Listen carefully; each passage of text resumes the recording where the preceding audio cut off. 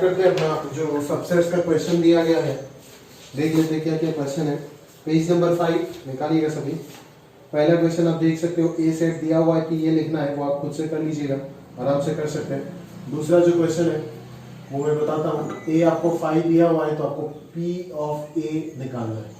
तो आप ध्यान से इस चीज को ऑब्जर्व करो। अगर ए आपको दिया गया है तो ए पे सबसे पहले आप कितना कैलकुलेट करोगे, नंबर ऑफ एलिमेंट कैलकुलेट करोगे। तो आपको पता है कि नल सेट में नंबर ऑफ एलिमेंट कितना होता है, 0 होता है। तो उसका पावर सेट में जो नंबर ऑफ एलिमेंट होगा वो क्या होगा, 2 to the power 0, यानी कि एक एलिमेंट होगा। समझ में आ रहा है? तो एक एलिमेंट अगर आप लिखना चाहते हो तो क्या लिखोगे, 5 के अंदर तो कर्ली ब्रेसेस है, कुछ भी नहीं है, कर्ली ब्रेसेस के अंदर कुछ भी नहीं है, ठीक है। तो आप जो पावर सेट लिखोगे वो भी किसी कर्ली ब्रैकेट के अंदर आएगा और इसका पॉसिबल सबसेट होगा। अभी आप जानते हो कि 5 का पॉसिबल सबसेट खुद 5 ही होता है और कुछ होता ही नहीं, पॉसिबल नहीं। तो कर्ली ब्रैकेट के अंदर सिर्फ क्या आएगा, 5 ही आएगा। और इस प्रकार से आप जस्टिफाई भी कर सकते हो कि नंबर ऑफ एलिमेंट्स 1 है तो यही हो जाएगा आपका पावर सेट ऑफ 5। तो मैंने आपको पहले बोला था जब एम्प्टी सेट या फिर वॉइड सेट समझा रहा था कि 5 जो है उसके बाहर अगर कर्ली ब्रैकेट लगा देंगे तो उसका मतलब चेंज हो जाएगा, वो हो जाएगा आपका पावर सेट ऑफ 5। समझ में आ रहा है ना, ठीक है। तो उसके बाद अगर क्वेश्चन नंबर 3 की ओर बढ़ूं तो क्वेश्चन नंबर 3 एक वही कैलकुलेटिव क्वेश्चन है। आप देख सकते हो एन का मतलब है ना कि नंबर ऑफ एलिमेंट्स, ये आप लास्ट टॉपिक में जाकर के पढ़ोगे कार्डिनल नंबर, बट अभी के लिए अगर आप समझने का कोशिश करो तो ये हो जाएगा आपका नंबर ऑफ एलिमेंट्स, ठीक है ना। Number of elements in this set वो आपको बताना है, ठीक है। ये जो एक गंदा सा सेट लिखा गया उसमें नंबर ऑफ एलिमेंट्स कितना होगा। तो एकदम अंदर से अगर मैं सॉल्व करना स्टार्ट करूं तो आप देख सकते हो अच्छे से प्रॉपर्ली समझ जाओगे कहानी क्या है, ठीक है। तो ध्यान से ऑब्जर्व करने की कोशिश करो कि अंदर वाला चीज लिखा गया है कि 5 पे नंबर ऑफ एलिमेंट कितना होगा, 0 होगा। तो P ऑफ 5 पे नंबर ऑफ एलिमेंट कितना होगा, यहाँ पे नंबर ऑफ एलिमेंट 1 हो जाएगा, 2 to the power 0। फिर इसके बाहर जब P लगेगा तो P में नंबर ऑफ एलिमेंट कितना आ जाएगा, 2 to the power 1, that is 2। समझ में आ रहा है ना। फिर अगर मैं उसके बाहर एक और P लगा दिया तो उसमें नंबर ऑफ एलिमेंट कितना आ जाएगा, 2 to the power 2, यानी कि कितना आ जाएगा, 4 आ जाएगा। फिर 4 जब मतलब इस P मतलब यहां तक जो सेट बन रहा है ना, उस सेट में नंबर ऑफ एलिमेंट्स कितना हो रहा है, 4 हो रहा है, ठीक है। तो लास्ट में एक और P है, तो उस P के लिए जब पावर सेट लिखने जाऊंगा तो उस सेट के अंदर 4 एलिमेंट है तो टोटल एलिमेंट हो जाएगा 2 to the power 4, यानी कि 16 एलिमेंट, ठीक है। तो P ऑफ P में कितना एलिमेंट हो जाएगा, 16 एलिमेंट होगा। तो इस प्रकार से बोल सकते हो number of element in this set कितना हो जाएगा आपका, 16 हो जाएगा, ठीक है। उसके बाद अपन चलते हैं अगला क्वेश्चन जो है, यानी कि क्वेश्चन नंबर 4 की ओर, ठीक है। तो 4 पे अगर आप देखोगे तो देखो 4 पे क्या पूछा गया है। क्वेश्चन नंबर 4 पे आपको कैपिटल ए सेट दिया हुआ है। कैपिटल ए सेट क्या दिया हुआ है, वो दिया हुआ है ए कॉमा कर्ली ब्रेसेस के अंदर सेट ऑफ बी। समझ में आया। और आपको यहाँ पे लिखना क्या है, पी ऑफ ए लिखना है। तो क्या लिखना है यहाँ पे, पी ऑफ ए लिखना है। तो अगर आप पी ऑफ ए लिखना चाहते हो यहाँ पे तो किस प्रकार से लिखोगे मैं बताता हूँ। सबसे पहले लिख लो आप इस सेट का पॉसिबल सबसेट लिख लो। सबसे पहले पॉसिबल सबसेट में अगर बात करूं तो सारे सेट लेकर के एक सबसेट बना सकते हो। वो कौन हो जाएगा, वो खुद यही हो जाएगा, ठीक है। फिर आप क्या कर सकते हो, फिर 2 ही एलिमेंट है, एक एक एलिमेंट करके अलग से बना लो। तो ये कितना हो जाएगा, ए लेकर के अगर बनाते हैं तो ये आ गया एक पॉसिबल सबसेट। फिर अगर इसको लेकर के अगर बनाते हैं तो सेट ऑफ बी आ गया एक और पॉसिबल सबसेट। और यहाँ पे 2 एलिमेंट है तो टोटल नंबर ऑफ सबसेट कितना होगा, 4 होगा। 2 स्क्वायर 4 होगा। तो यहाँ पे 3 ऑलरेडी आ चुका है। चौथा वाला सभी को पता है क्या होता है, 5 होता है, यानी कि एम्प्टी सेट होता है, ठीक है। तो ये हो गया आपका 1 2 3 4।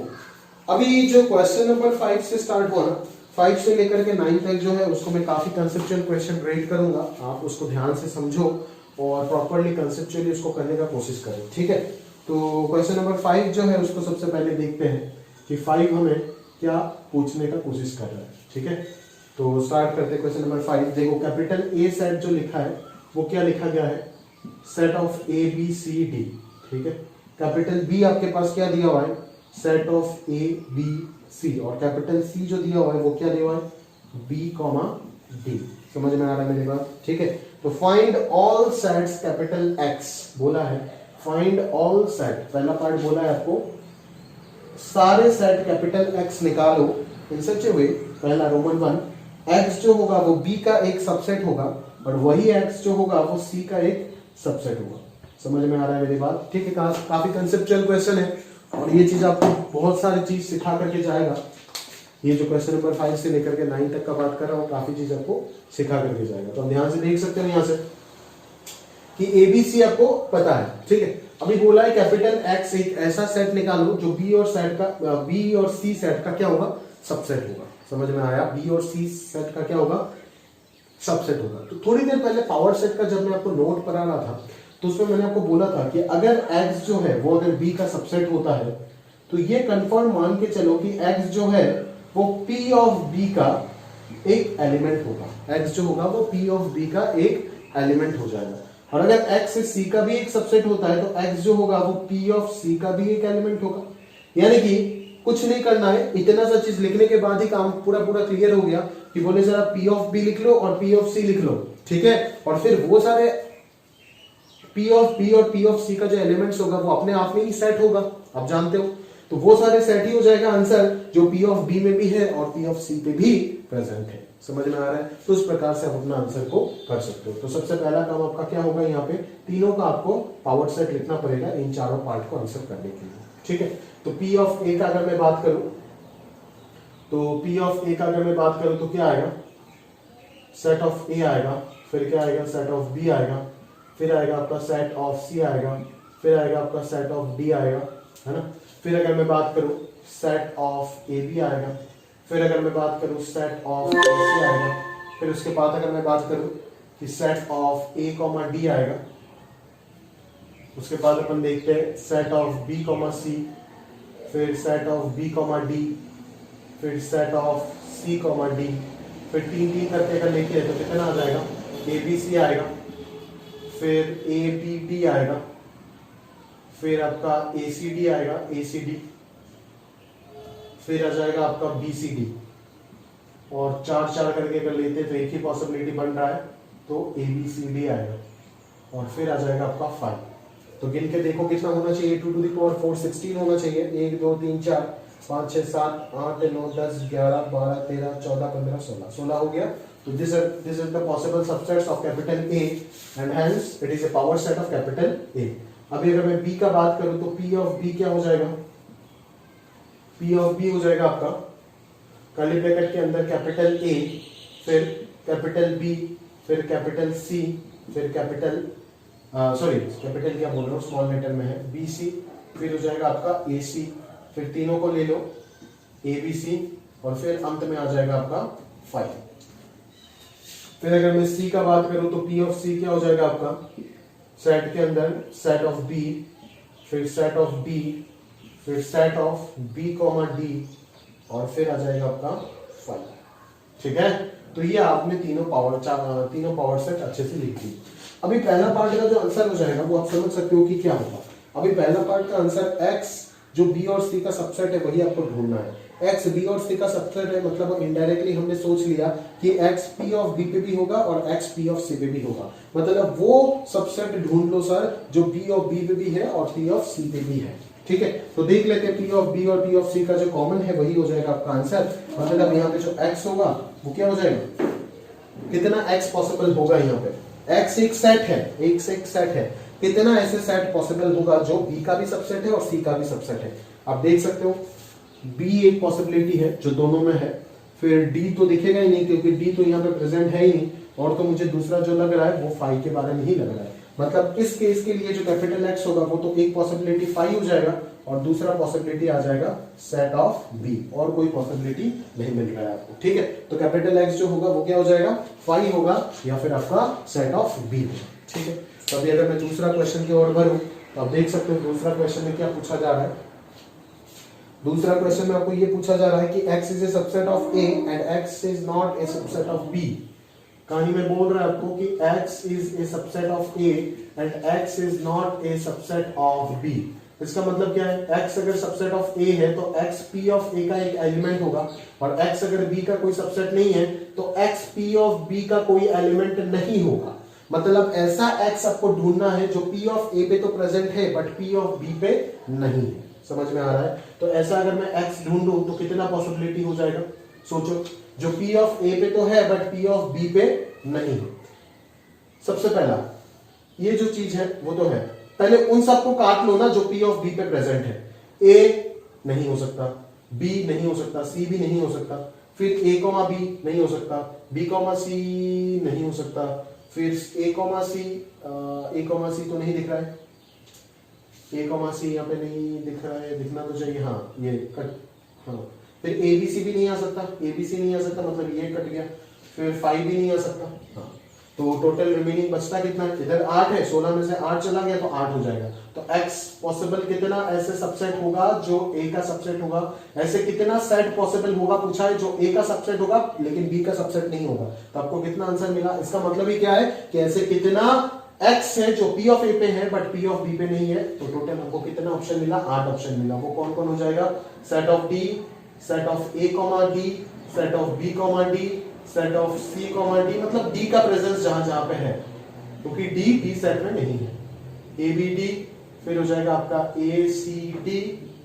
फिर क्या हो जाएगा आपका b c d, और फिर हो जाएगा आपका a b c d। ये 8 वो सेट है जो p ऑफ a पे है बट p ऑफ b पे नहीं है, ठीक है, एज ए एलिमेंट। मतलब ये 8 वो सेट है जो कैपिटल A का तो सबसेट होगा बट कैपिटल B का सबसेट नहीं होगा। तो these are the 8 possibilities of capital X। अगला पार्ट ऑल सेट्स, हाँ अगला part X subset of A but X not belongs to B and X not a subset of C। मतलब यहाँ पे आपको क्या कहने में मतलब है, मैं आपको समझा देता हूँ। इस चीज को इरेज कर आप नोट कर लीजिएगा, ध्यान से देख सकते हो आप कि आपका जो थर्ड पार्ट है वो आपको क्या बोल रहा है। थर्ड पार्ट आपको ये बोल रहा है कि x जो है वो c का तो सबसेट है, सॉरी c का ना नहीं a का सबसेट है, x not equal to b, और x जो है वो c का सबसेट नहीं है। मतलब क्या कि capital X is a element of p of a and capital X is not element of p of c, और x b के इक्वल भी नहीं होगा, मतलब b जो सेट है उसके इक्वल नहीं होगा, इतना सा कंडीशन। तो p ऑफ a पे है बट p ऑफ c पे नहीं है, तो p ऑफ a पे है बट p ऑफ c पे नहीं है, ऐसा कितना है, ये 4 छोड़ के बाकी सब पे सब आ जाएगा, मतलब टोटल 12 एलिमेंट हो जाएगा, ठीक है, टोटल 12 एलिमेंट हो जाएगा, ठीक है ना। 12 एलिमेंट कौन कौन सा होगा, अगर मैं ब्लू पेन से मार्क करूं तो आप समझ सकते हो कि कौन कौन सा 12 एलिमेंट यहाँ पे आ जाएगा, ठीक है। तो a भी आ जाएगा इस आंसर में, 3 का आंसर में a भी आएगा, b भी आएगा, b नहीं आएगा, b नहीं आएगा क्योंकि ये c पे प्रेजेंट है, c आ जाएगा, d नहीं आएगा, a भी आएगा, ac आएगा, ad आएगा, bc आएगा, bd नहीं आएगा क्योंकि यहाँ पे प्रेजेंट है, cd आएगा, abc आएगा, abd आएगा, acd आएगा, bcd आएगा, abcd आएगा, फाइ नहीं आएगा क्योंकि फाइ यहाँ पे प्रेजेंट है। तो कितना हो गया, 1 2 3 4 5 6 7 8 9 10 11 12 हो गया, ठीक है। लेकिन लास्ट में एक कंडीशन मैंने छोड़ दिया कि x not equals to b। अभी b कौन है, abc, मतलब x जो होगा वो abc के इक्वल भी नहीं हो सकता, सेट ऑफ abc के इक्वल नहीं हो सकता। तो ये जो आपने एक्सेप्ट किए इसको अभी आपको क्या कर देना पड़ेगा, रिजेक्ट कर देना पड़ेगा।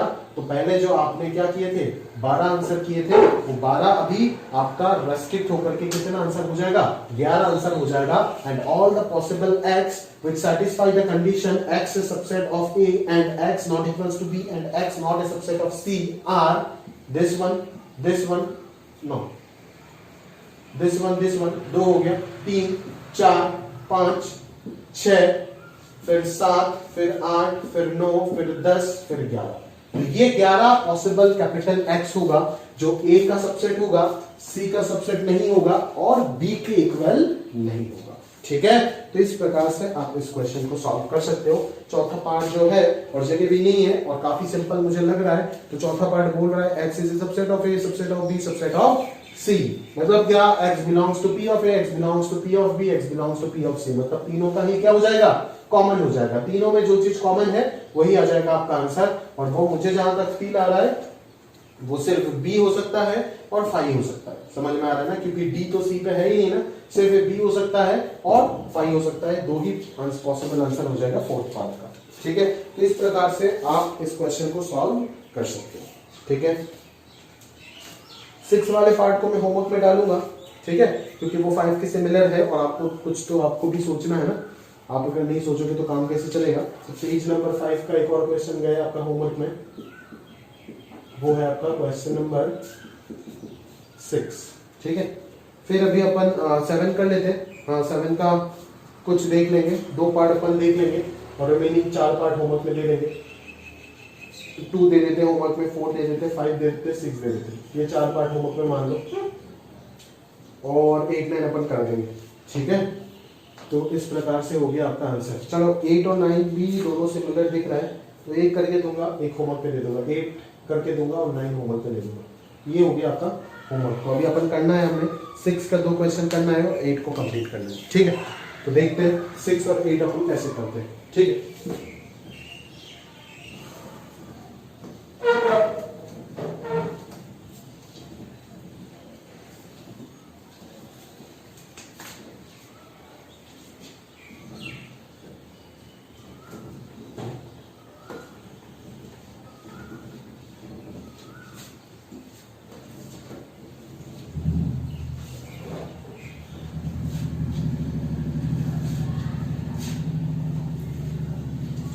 देखो क्वेश्चन नंबर 7 कंसेप्चुअल है, हैवी कंसेप्चुअल क्वेश्चन है, ध्यान से समझने का कोशिश करो। बोला गया है कि in each of the following determine whether spelling गलत है, ए नहीं होना चाहिए, whether the statement is true और false. If it is true prove it, if it is false give an example. अगर ये ट्रू है तो प्रूफ करो, अगर ये फॉल्स है तो एक एग्जांपल दे करके दिखा दो। क्योंकि अगर कोई स्टेटमेंट फॉल्स आपको पता लग जाता है तो एक भी ऐसा एग्जांपल अगर आप दिखा देते हो जो उस कंडीशन को सेटिस्फाई नहीं करता है तो वो मोर देन इनफ है फॉर मैथमेटिक्स, ठीक है। बट अगर ट्रू है तो आपको प्रॉपर मैथमेटिकल लॉजिक के साथ उसको प्रूफ करना पड़ेगा, ठीक है। तो पहला क्वेश्चन की ओर बढ़ते हैं। पहला क्वेश्चन में आपको बोला जा रहा है कि if capital X belongs to A and capital A belongs to capital B, then small x जो होगा वो भी belong करेगा capital B में। If small x belongs to capital A, where x is an element, capital A is a set, और A belongs to B है, क्या कौन सेट है क्या है कुछ नहीं पता अभी तक, A belongs to B है तो x belongs to B होगा। क्या ये ट्रू है या नहीं है वो आपको जज करना है।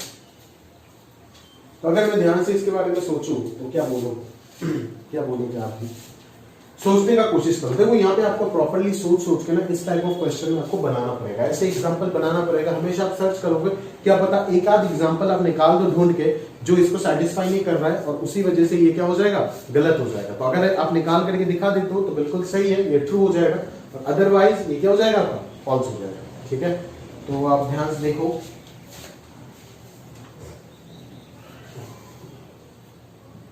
अगर मैं बात करूं कि कैपिटल X का, ठीक है, मान लेता हूं कैपिटल X एकदम सिंपल एक एलिमेंट 1 मान लेता हूं X को, मुझे नहीं पता कि X क्या है, ठीक है, मैं ट्रू या फॉल्स मुझे चेक करना। तो कैपिटल A एक सेट मान लेते हैं 1, 2, समझ आ रहा है मेरी बात।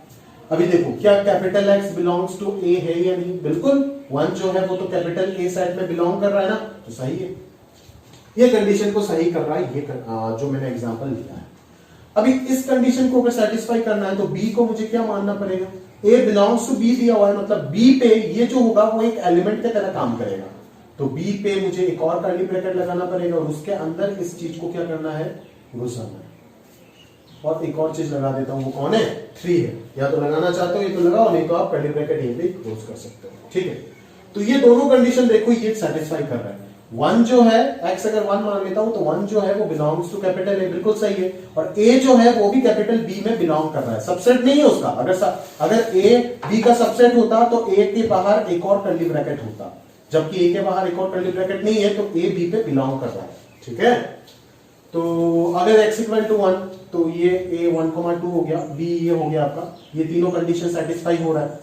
अभी आपको पूछ रहा है क्या x belongs, then x belongs, अगर ये दोनों होता है तो वो लोग बोल रहे हैं x बिलोंग्स टू B होगा ही, मतलब 1 बिलोंग्स टू B होगा। बट पूरा B सेट में मुझे कहीं पे भी 1 नाम का कोई एलिमेंट दिख ही नहीं रहा है। 1 एलिमेंट है वो इसके अंदर है, बट इस 1 को तो आप इस B सेट का एलिमेंट नहीं बोल सकते ना। B सेट का सिर्फ 2 ही एलिमेंट है, एक तो ये और एक ये जो कॉमा दे करके डिफरेंशिएट किया गया है, समझ में आ रहा है ना। 1 और 2 को B का एलिमेंट में नहीं बोल सकता, B का एलिमेंट है एक ये और एक होगा आपका 3। तो यहां से आपको पता चल गया therefore 1 is not an element of B and hence आप बोल सकते हो x does not belong to B। तो यहां से आपको पता चल गया कि ये जो है वो फॉल्स है। तो अगर ये फॉल्स है तो आपको बस एक एग्जांपल दिखाना है, और अगर ये करेक्ट है तो आपको प्रूफ करना है। समझ में आ रहा है मेरी बात? क्लियर है ना? तो इस प्रकार से आप 7 के रिमेनिंग पार्ट्स जो है उसको प्रॉपर्ली सोचोगे और सारे क्वेश्चंस जो है उसको सॉल्व करोगे। मैंने बता दिया आपको पूरा कंसेप्ट कि करना कैसे है। अभी आप सोचोगे ही तो आपको पता चल जाएगा, और अगर सोचने के बाद नहीं कर पाते हो तब तो सर है ही आपको सारी चीज करके देंगे। ठीक है, तो उसके बाद अगर मैं देखूं तो कौन सा करना था? 2 4 5 हाँ 3, तो 3 मिसिंग है, 3 कर लेते। 7 का 3 देख लो। 7 का 3 में क्या बोला है? If A is a subset of B, proper subset of B, and B is a proper subset of C, then A is a proper subset of C. आपको इतना सा समझना है यहाँ पे, A अगर B का प्रॉपर सबसेट है और B अगर C का प्रॉपर सबसेट है तो A जो होगा वो C का भी प्रॉपर सबसेट होगा। वही चीज आपको समझना है। ठीक है, तो किस प्रकार से अपन समझेंगे यहाँ पे इस चीज को? ये बिल्कुल ऑब्वियस चीज है। A अगर B के, देखो A अगर B के अंदर है ना, मतलब A पे जितना एलिमेंट है वो B पे है और B पे उससे कुछ ज्यादा है। B पे जितना है वो तो C पे होगा ही, क्योंकि B is a proper subset और C पे और थोड़ा ज्यादा होगा। अरे एक एग्जांपल ले लेते हैं, तो A पे मान लेते हैं 1,2, तो B पे क्या मान सकते हैं? 1 2 3 मान सकते हैं। अभी B C का प्रॉपर सबसेट है तो C पे उतना तो होना ही पड़ेगा ना जितना B पे है, और उससे एक और ज्यादा हो सकता है। तो A जो है वो तो C के अंदर होगा ही, वो तो पता ही चल रहा है ना? समझ में आ रहा है? तो ये तो एक एग्जांपल से मैंने दिखा दिया, बट अगर मुझे प्रूफ करना है तो मैं क्या लिखूंगा? मैं कुछ इस प्रकार से लिख सकता हूँ। देखो, मैं सबसे पहले एक ऐसे इस टाइप का प्रूफ हम बहुत सारे करेंगे, है ना? अगले लेक्चर में हम बहुत सारे इस टाइप के प्रूफ करेंगे, आप चिंता मत करो। बट अभी बस मैं एक एग्जांपल आपको दिखा रहा हूँ कि हाउ टू प्रूफ। ठीक है, आप कोई भी एक आर्बिट्ररी एलिमेंट मान लो x, स्मॉल x, कोई भी एक एलिमेंट मान लो जो कि सेट में बिलोंग कर रहा है, कैपिटल A सेट में बिलोंग कर रहा है। ठीक है, अगर x जो है वो कैपिटल A सेट में बिलोंग कर रहा है तो बाय डेफिनेशन मैं ये बोल सकता हूं कि x जो है वो B सेट में भी बिलोंग करेगा। क्यों? Since A is a proper subset of B। Definition ये बोलता है ना कि A का जितना एलिमेंट है वो B पे तो होगा ही, तो A का अगर एलिमेंट x है तो वो तो B पे होगा ही। समझ में आया? और इस लाइन से मैं ये भी लिख सकता हूं कि x belongs to C since B is also a proper subset of C। तो यहां से आपको क्या मिल गया कि x बिलोंग्स टू A आपने कंसीडर किए थे और आपको मिल गया x बिलोंग्स टू C। मतलब आपने ये कंसीडर किए थे कि x A का एक एलिमेंट है और आपको अंत में जाकर के ये मिल गया कि x C का भी एलिमेंट होगा। इसका कहने का मतलब क्या है कि A जो होगा वो C का एक क्या हो जाएगा? प्रॉपर सबसेट हो जाएगा। A जो होगा वो C का क्या हो जाएगा? एक प्रॉपर सबसेट होगा। समझ में आ रहा है मेरी बात? A जो होगा वो C का क्या हो जाएगा? एक प्रॉपर सबसेट होगा। क्लियर है मेरी बात? समझ आ रहा है? A जो होगा वो C का एक प्रॉपर सबसेट होगा। ठीक है, तो इस प्रकार से आपने इस 2 लाइन में इसको प्रूफ भी कर दिया। 2 ही लाइन है इसका प्रूफ। समझ में आ रहा है ना? क्लियर है? तो इस प्रकार से आप 7 का बाकी जो भी ट्रू होता है उसको प्रूफ करोगे, जैसे मैंने प्रूफ करके दिखाया, और जो फॉल्स होता है उसको एक एग्जांपल के साथ वेरीफाई करना पड़ेगा फॉल्स है। ठीक है, क्योंकि कोई चीज को फॉल्स प्रूफ करने के लिए एक एग्जांपल देना मोर देन सफिशिएंट है। उसके बाद हम अपना अगला एग्जांपल यानी कि क्वेश्चन नंबर 8 के और बढ़ते हैं। 9 तो आपका होमवर्क है, 8 मुझे करना है, नोट करना है, पॉज करके नोट कर दो। ठीक है,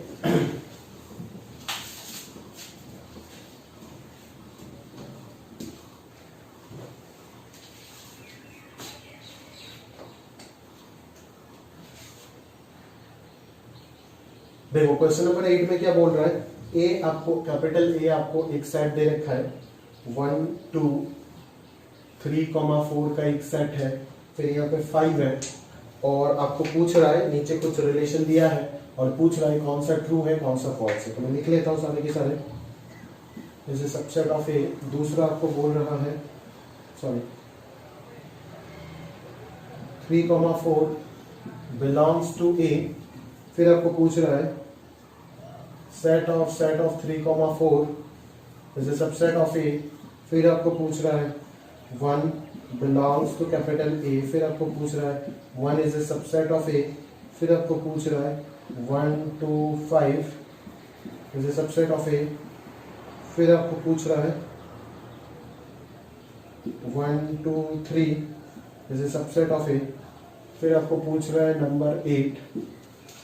नंबर 8 में आपको ये पूछा जा रहा है कि 1 2 3, अच्छा यहाँ पे 1 2 5 है, 5 तो हो गया, अच्छा दोनों ही 5 दे करके हैं, फिर दोनों के दोनों 3 दे करके हैं, तो सेम क्वेश्चन हो गया ना यार। हाँ यहाँ पे बिलोंग्स टू है, तो ये है। फिर 9 में है 1,2,3 इज ए सबसेट ऑफ, नहीं 9th में ये नहीं है, 9th में है 5 बिलोंग्स टू ए, 10th में है 5 is a subset of A, और 11th में है set of 5 is a subset of A. तो इनमें से कौन सा ट्रू है कौन सा फॉल्स है आपको बताना। ऊपर आपका सेट दिया गया है और आपको ये सारे कहानी सोचनी है, ठीक है। तो अगर आप ध्यान से सोचने की कोशिश करोगे तो क्या होगा, देखो यहाँ पे ए सेट का जो एलिमेंट है वो क्या है, 1 है, 2 है, सेट ऑफ 3,4 अपने आप में एक एलिमेंट है, 3, 4 नहीं है ए का एलिमेंट। ध्यान से गौर हो इस बात को समझने का कोशिश करो कि 1, 2 एलिमेंट है, 3, 4 कोई एलिमेंट नहीं है, सेट ऑफ 3,4 इस सेट का एलिमेंट है, और 5 है, मतलब कुल मिला के कितना एलिमेंट है, 4 एलिमेंट्स है। तो सबसे पहले लिखा गया है कि 3,4 set of 3,4 is a subset of A, जो कि बिल्कुल गलत है। अगर उसके बाहर में एक और कर्ली ब्रैकेट लगा देता, ये तो अपने आप में एक एलिमेंट है ना, अगर ये इस सेट का एलिमेंट है तो दिस मस्ट बिलोंग टू ए, तो ये ट्रू है, बट ये फॉल्स हो जाएगा। इसको सबसेट होने के लिए इसके बाहर एक और कर्ली ब्रैकेट, अगर ऐसे होता तब मैं इसको क्या बोलता, ट्रू बोलता, जो कि अगले वाले पे आपको दिख रहा है, मतलब ये क्या हो जाएगा, ट्रू हो जाएगा। समझ आता है। फिर आपको बोल रहा है 1 बिलोंग्स टू ए, तो 1 तो इस सेट का एलिमेंट है, वो तो बिलोंग करेगा, बिल्कुल सही है, बट 1 इस सेट का एलिमेंट है तो सबसेट नहीं हो सकता। सबसेट होने के लिए यहाँ पे सेट ऑफ 1 होना चाहिए था, that is set of 1 is a subset of A, ये ट्रू होता, बट ये ट्रू नहीं। 1 2 5 को लेकर के कर्ली ब्रैकेट लगा दिया, तो ये बिल्कुल इसका सबसेट होगा, क्योंकि 1 2 5 तीन अलग अलग एलिमेंट है, 3 को लेकर के कर्ली ब्रैकेट लगा देता हूं तो ये ए का सबसेट हो जाएगा, बट बिलोंग नहीं कर सकता, क्योंकि सबसेट आ गया, सेट बन गया ना, ये सेट कभी सेट का बिलोंग करेगा क्या, नहीं। जब 1,2,5 के अंदर तो इस प्रकार का सेट तो होगा ही नहीं ना, प्रेजेंट ही नहीं है। 1 2 5 अलग अलग एलिमेंट है, उनको लेकर के अगर सेट बनाता हूं तो वो सबसेट बन जाएगा, एलिमेंट नहीं हो सकता। बट सेट ऑफ 3,4 उसका एक एलिमेंट है। सेट ऑफ 1,2,3 1,2,3 को लेकर के तो बना ही नहीं सकते सेट, बिकॉज 3 तो कोई एलिमेंट है ही नहीं, ये तो गलत हो गया पूरा, ठीक है। उसके बाद अगर मैं बात करूं 5 के बारे में, तो 5 आप क्या बोलोगे, 5 तो सर हर सेट का सबसेट होता है ना, तो 5 is a subset of every set, वो करेक्ट हो गया, ठीक है। 5 ए का सबसेट हो जाएगा, बट 5 बिलोंग्स टू ए, ये तो गलत बात है। 5 के अंदर तो कॉमा देकर के बिलोंग्स टू कहीं पे नहीं लिखा गया। 5 बिलोंग्स टू पी ऑफ ए अगर होता तब वो करेक्ट हो जाता, 5 बिलोंग्स टू अगर पी ऑफ ए होता तब वो करेक्ट होता, अभी के लिए ये गलत है।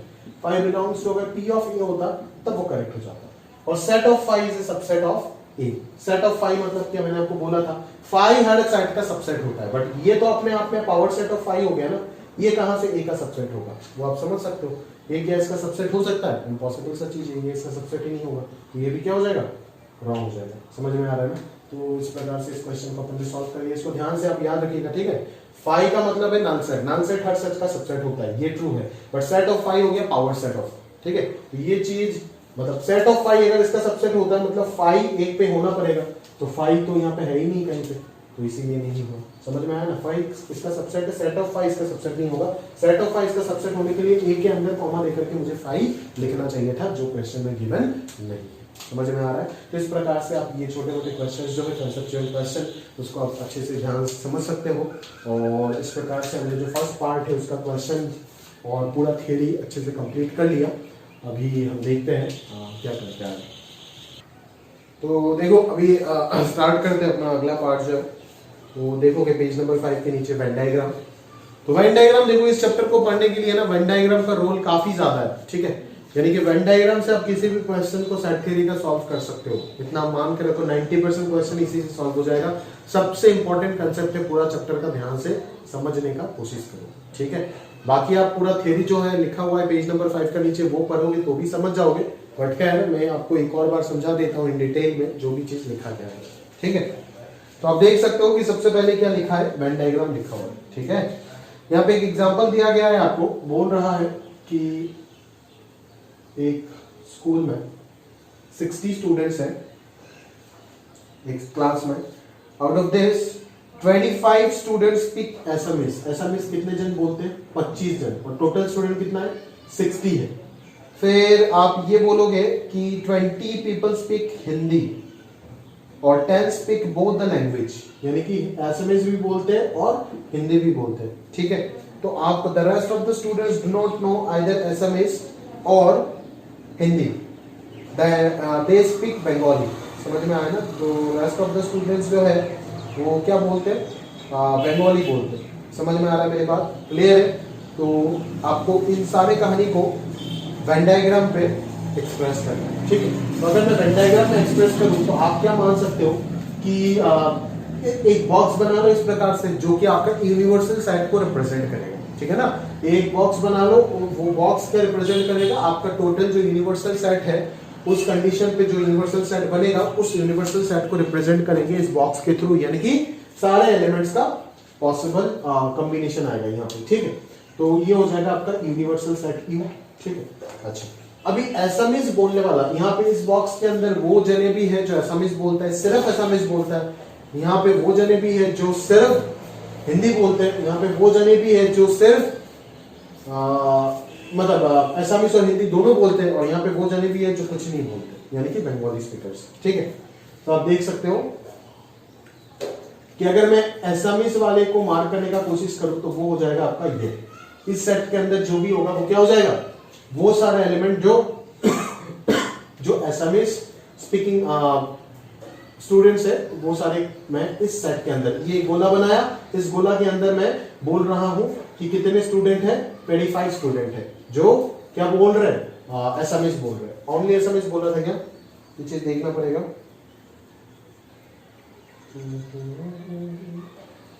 वो 35 स्टूडेंट्स बोला था ना, 35 स्टूडेंट्स एसएमएस बोलते हैं। ये नहीं बोला कि ओनली एसएमएस। देखो यहाँ पे एक डिफरेंस है, मैं आपको समझाता हूं अच्छे से।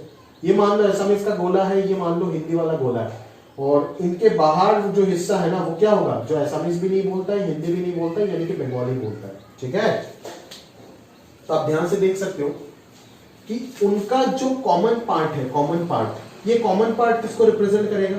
ये कॉमन पार्ट इस 10 को रिप्रेजेंट करेगा। 10 मतलब इस एसामीज और हिंदी बोलने वाला स्टूडेंट्स का सेट को अगर मैं मान लेता हूं, कुछ भी मान लो, ए मान लेता हूं, या फिर ए तो यहाँ पे आ गया, पी मान लेता हूं, तो ये आपका पी को रिप्रेजेंट करेगा। ठीक है, अभी अगर मैं बात करूं कि ये वाला हिस्सा क्या रिप्रेजेंट कर रहा है, सोच के देखो आप। ये वाला हिस्सा, ये पूरा गोला जो है, ये एसामीज स्पीकिंग स्टूडेंट है। समझ में आया ना? यानी कि जो एसामीज बोल सकते हैं। ये पूरा सर्कल किसको रिप्रेजेंट कर रहा है? इस 35 को रिप्रेजेंट कर रहा है।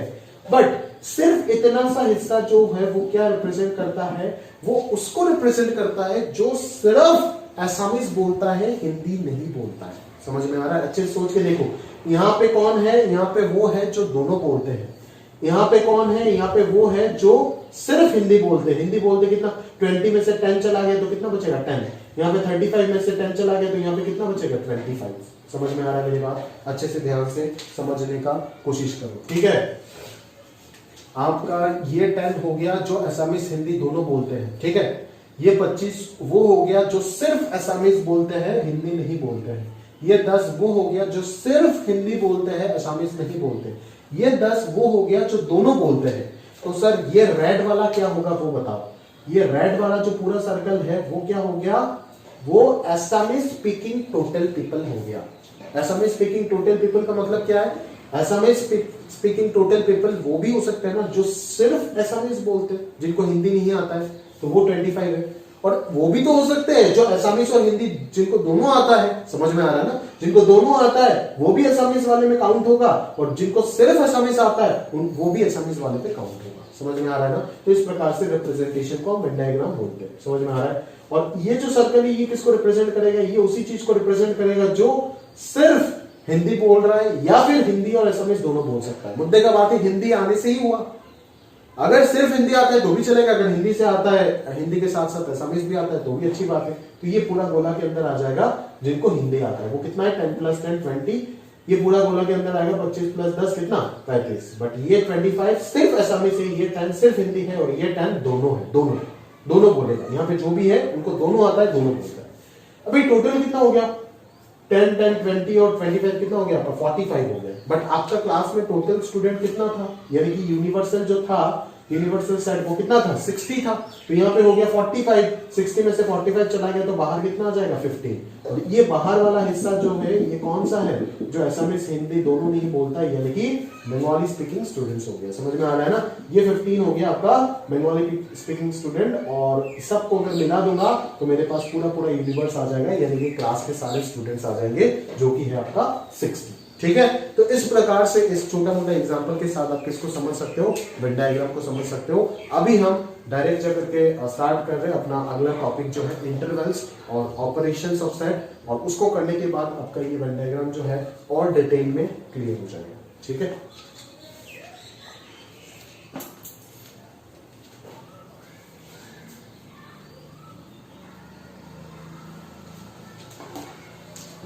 तो देख लेते हैं फटाफट इंटरवल जो है, इंटरवल का कहानी। चलो स्टार्ट करते हैं अपना इंटरवल का जो कहानी है, ध्यान से देखें।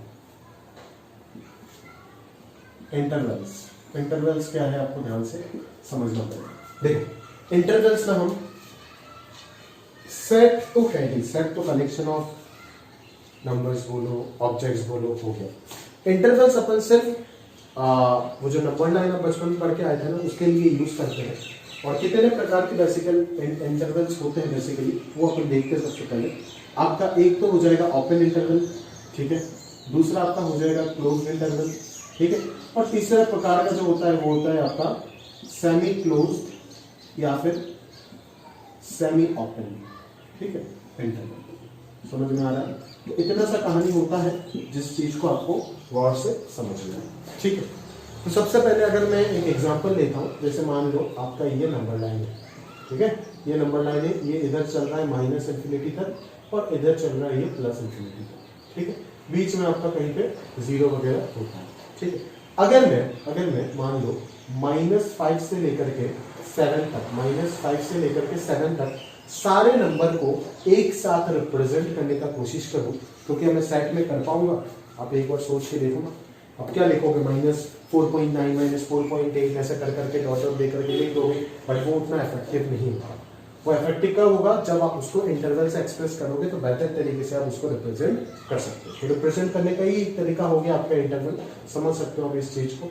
तो -5 से 7 तक अगर मैं सारे नंबर्स को एक साथ रिप्रेजेंट करने का कोशिश करूं, तो मैं यहाँ पे बोलूंगा सबसे पहले -5 लिखूंगा, कॉमा देकर के 7 लिखूंगा, और दोनों पे मैं ये थर्ड ब्रैकेट लगा दूंगा। समझ में आ रहा है ना? तो ये थर्ड ब्रैकेट का मतलब है कि -5 से 7 तक सारे नंबर्स, जितने भी रियल नंबर्स, आपको पता है -5 से -4.9 के बीच में ही इनफाइनाइट नंबर्स होते हैं, तो -5 से 7 के बीच में भी कितना होगा? इनफाइनाइट नंबर्स ही होगा। तो उन इनफाइनाइट नंबर्स को एक साथ रिप्रेजेंट करने का तरीका हो गया आपका इंटरवल। ठीक है, तो यहाँ पे मैंने दोनों जगह पे क्या लगा दिया? थर्ड ब्रैकेट लगा दिया। समझ में आ रहा है? इन दोनों जगह पे मैंने क्या लगा दिया? थर्ड ब्रैकेट लगा दिया। थर्ड ब्रैकेट लगाने का मतलब कि -5 से ही मैंने स्टार्ट किया, -5 से लेकर के कहां तक जा रहा हूं मैं? 7 तक जा रहा हूं, और -5 से 7 के बीच में कितने नंबर से वो मैं आपको पूछ रहा हूं। समझ में आया ना? -5 से स्टार्ट कर रहा हूं और कहां तक जा रहा हूं? 7 तक जा रहा हूं, मतलब -5 से 7 के बीच में कितने नंबर्स है, उसका मतलब है आपका इंटरवल। इसको बोलते हैं अपन क्लोज्ड इंटरवल। समझ में आया ना? इसको अपन बोलते हैं क्लोज्ड इंटरवल। ठीक है, अगर मैं ओपन इंटरवल की बात करूं तो आप किस प्रकार से उसको रिप्रेजेंट करोगे? आप यहाँ पे फर्स्ट ब्रैकेट, थर्ड ब्रैकेट की जगह पे क्या लगा दोगे? First bracket. बोलिए सर ओपन इंटरवल का मतलब क्या हो जाएगा? ओपन इंटरवल का मतलब हो जाएगा कि -5 से 7 तक सारे एलिमेंट्स, सारे नंबर, सारे रियल नंबर्स इंक्लूड हो रहे हैं, बट -5 और 7 ये दोनों नंबर इटसेल्फ इंक्लूड नहीं हो रहे हैं। समझ में आया? थर्ड ब्रैकेट अगर लगा देंगे तो -5 से 7 के बीच में सारे नंबर आएंगे, फर्स्ट ब्रैकेट लगा देंगे तो भी सारे नंबर्स आएंगे, बट थर्ड ब्रैकेट अगर लगा देंगे तो -5 और 7 भी आएंगे, बट अगर फर्स्ट ब्रैकेट लगा दूंगा तो -5 और 7 नहीं आएंगे। मतलब जहां पे थर्ड ब्रैकेट होगा उस जगह पे वो वाला एलिमेंट इंक्लूड हो जाता है, उससे पहले तक तो सब कुछ आता है, बट वो एलिमेंट इंक्लूड हो जाता है, और अगर उसके जगह पे फर्स्ट ब्रैकेट लगा दोगे तो 7 वाला इंक्लूड नहीं होगा। समझ में आया ना? तो अगर मैं एक साइड में ओपन और एक साइड में क्लोज करना चाहता हूं, यानी कि कुछ इस प्रकार से, या फिर आप देख सकते हो कुछ इस प्रकार से, तब जाकर के आप इसको सेमी क्लोज्ड या सेमी ओपन इंटरवल बोल सकते हो। समझ में आ रहा है मेरी बात? ठीक है ना। तो आप यहाँ पे देख सकते हो कि यहाँ पे -5 से 7 तक सब है, यहाँ पे भी -5 से 7 तक सब है। कॉमा देकर के लिखा मतलब सब है। सेट में कॉमा देता था एक एक एलिमेंट को रिप्रेजेंट करने के लिए, एक एक एलिमेंट को डिफरेंस अलग दिखाने के लिए, बट यहाँ पे इन दोनों के बीच में जितने भी नंबर से, जितने भी रियल नंबर से, सबके सब रिप्रेजेंट हो रहे हैं। बट यहाँ पे -5 होगा बट 7 नहीं होगा, क्योंकि 7 पे फर्स्ट ब्रैकेट है, -5 पे थर्ड ब्रैकेट है। और बट यहाँ पे जो है वो -5 नहीं होगा बट 7 जो है वो इंक्लूड हो जाएगा। समझ में आ रहा है ना? क्लियर है? तो इस प्रकार से अब ये बोल सकते हो कि ये क्लोज इंटरवल हो गया, ये ओपन हो गया, ये सेमी क्लोज या फिर सेमी ओपन हो गया। समझ में आया ना? तो ये हो गया आपका इंटरवल का एक ब्रीफ डिस्कशन। ठीक है, अभी आपका शीट में क्या चीज लिखा गया है मतलब एक बार पढ़ के सुना देते हैं। तो लाइन डायग्राम का जो कंसेप्ट है पेज नंबर 5 में वो तो आप समझ ही सकते होंगे। अगला जो टॉपिक है आपका पेज 6 में, वो आप देखो इंटरवल्स। ठीक है, तो ऑपरेशंस को पढ़ने के लिए इंटरवल का जरूरत होगा, इसीलिए इंटरवल आपको पढ़ाया जा रहा है। तो अब देखो सबसे पहले आपको बोला गया है क्लोज्ड इंटरवल, आप देख सकते हो। ठीक है ना? देखो यहाँ पे नंबर लाइन देकर के आपको रिप्रेजेंट भी कराया गया होगा। ठीक है ना? अगर मैं नंबर -5 से 7 तक सारे नंबर्स की अगर मैं बात करूं तो मैं ऐसे रिप्रेजेंट कर सकता हूँ, -5 से 7 तक सारे नंबर्स। अगर मैं नंबर लाइन में रिप्रेजेंट करना चाहता हूँ, मान लो ये इंटरवल आपको दे दिया और दे करके ये बोला अगर कि नंबर लाइन में इसको रिप्रेजेंट करके दिखाऊं, तो आप इस प्रकार से दिखाओगे ना कि -5 से लेकर के 7 तक। ठीक है, अगर दोनों जगह पे क्लोज्ड थर्ड ब्रैकेट होता है तो आप क्या समझोगे? आप क्या समझोगे कि दोनों इंक्लूडेड है। और अगर दोनों इंक्लूडेड है आप तब आप दोनों के जगह पे क्या लगाओगे? क्लोज्ड सर्कल लगाओगे। समझ में आया? अगर ऐसे होता है, मान लो इसका नंबर लाइन अगर मैं बनाना चाहता हूं तो -5 यहाँ पे होगा, 7 यहाँ पे होगा, बीच में कहीं पे 0 होगा, तो -5 से 7 तक सारे के सारे तो आएगा, बट -5 और 7 तो नहीं आएगा बिकॉज ओपन है, फर्स्ट ब्रैकेट है। तब मैं उस जगह पे क्या कर दूंगा? एक ओपन सर्कल लगा दूंगा। क्या लगा दूंगा? Open circle. यहाँ पे क्लोज सर्कल आप नहीं लगा सकते हो। ओपन सर्कल का मतलब यहाँ पे वैल्यू जो है वो एब्सेंट है, मतलब आप यहाँ तक नहीं पहुंचे। समझ में आया ना? -5 से 7 तक उनके बीच में सब आ गया बट ये दोनों नहीं आया। सिमिलरली सेमी क्लोज या फिर सेमी ओपन अगर रिप्रेजेंट करना चाहते हो तो क्या करोगे? -5 हो गया, 7 हो गया। अगर -5 इसका अगर मैं बात करूं तो आप क्या बोलोगे? -5 के क्लोज्ड है बट 7 पे क्या है? ओपन है, तो 7 पे ओपन सर्कल लगा दोगे, यहाँ पे क्लोज सर्कल लगा दोगे। मतलब जहां पे थर्ड ब्रैकेट है, क्लोज ब्रैकेट है, उस जगह पे आप क्लोज करोगे, जहां पे ओपन है उस जगह पे आप ओपन कर दोगे। ठीक है, तो इस प्रकार से आप शीट में देख सकते हो क्या लिखा हुआ है। सारे डिस्क्रिप्शन अच्छे से दिया हुआ है इनइक्वालिटी के फॉर्मेट में।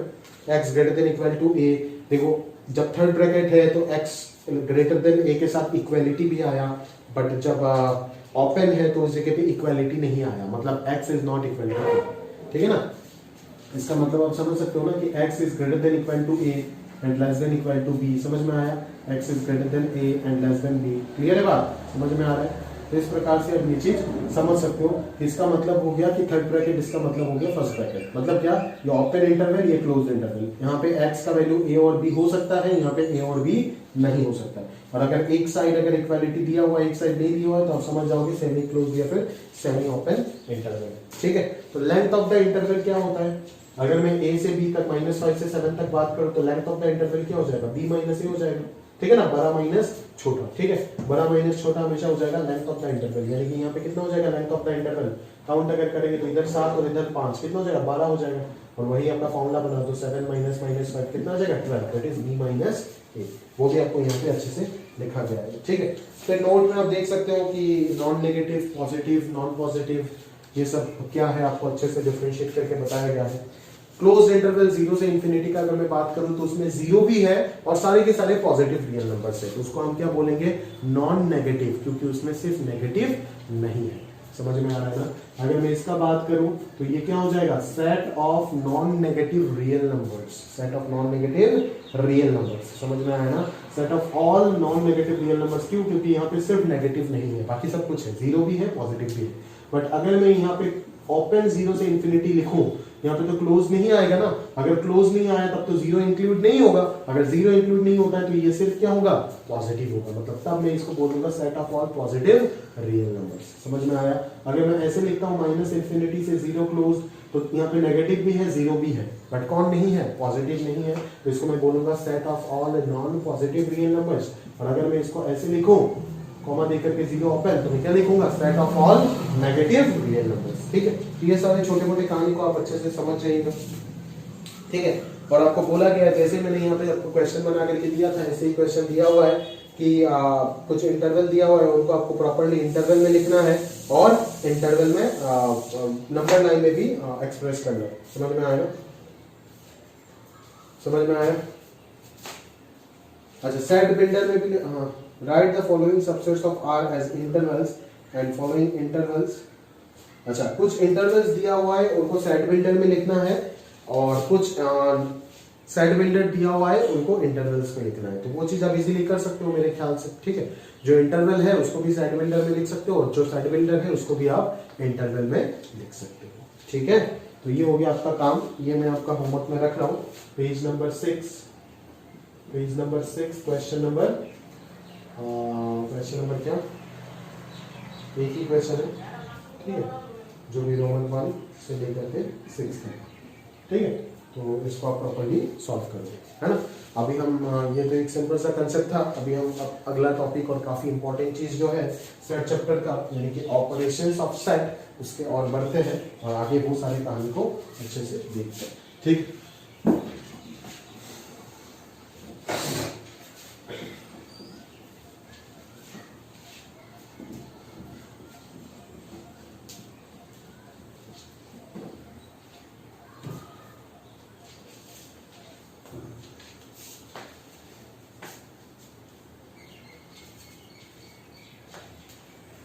देखो, ऑपरेशन ऑफ सेट में सबसे पहला पार्ट यूनियन ऑफ सेट, ठीक है।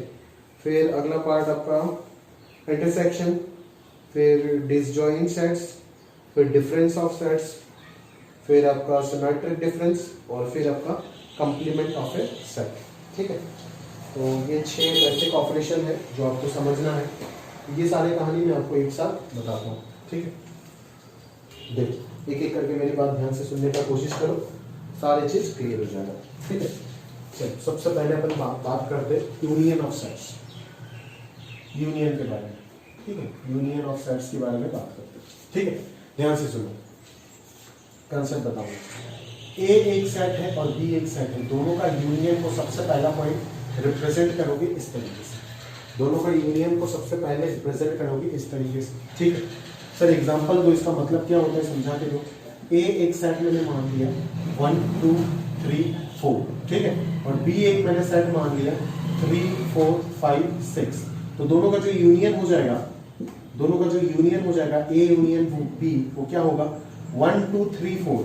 जितना डिफरेंट है दोनों में उतना सबको लिख दो आप, समझ में आ रहा है। तो आप ए पे जितना है उतना तो आएगा ही, बी पे देखोगे 2 कॉमन आ रहा है तो वो तो ऑलरेडी आ गया और लिखने का जरूरत नहीं है, और बी पे और डिफरेंट क्या मिल रहा है 5 6। तो ये हो जाएगा मतलब टोटल कलेक्शन, ए और बी का टोटल पॉसिबल कलेक्शन कितना हो गया 1 2 3 4 5 6। तो ये हो गया दो सेट का यूनियन, समझ में आ रहा है, क्लियर है। अगर मैं वेन डायग्राम से इसको एक्सप्रेस करने का कोशिश करूं तो शायद आप और बेहतर समझेंगे। देखो, जैसे इसको मैं यूनिवर्सल सेट बोल रहा हूं, ठीक है, यहाँ पे ए एक सेट है और यहाँ पे बी एक सेट है, ठीक है ना। जैसे 1 2 3 4 इसमें था ना 1 2 3 4, बट 3 4 को मैंने यहाँ पे क्यों लिखा, क्योंकि 3 और 4 जो है वो बी पे भी है, तो बी पे भी घुसना पड़ेगा ना उसको, और बी पे सिर्फ बी पे कौन है 5 और 6 है, समझ में आया। तो ये जो पूरा हिस्सा हो गया, ये किसको रिप्रेजेंट कर रहा है, ए यूनियन बी को रिप्रेजेंट कर रहा है, यानी कि ए और बी टोटल सबका कलेक्शन, उसको हम क्या बोलेंगे ए यूनियन बी। समझ में आ रहा है मेरी बात। ए यूनियन बी जो सेट का ऑपरेशन है, अरिथमेटिक में ऑपरेशन पढ़ के आए थे, प्लस माइनस इनटू डिवीजन, समझ में आ रहा है ना। बट वैसे अरिथमेटिकल ऑपरेशन 2 ही होता है, प्लस और इनटू। बट अगर मैं यहाँ पे ध्यान से आपके साथ बात करूँ तो आप देखोगे कि कितने यहाँ पे सेट के ऑपरेशन जो है वो 4-5 आपको मिलेगा। पर ए यूनियन बी का जो मतलब है वो आप समझ गए होंगे अच्छे से, ए और बी का टोटल पॉसिबल कलेक्शन, ठीक है। उनके बाहर भी कुछ एलिमेंट्स हो सकता है जो यूनिवर्स में है बट उनके अंदर नहीं है, समझ में आया ना।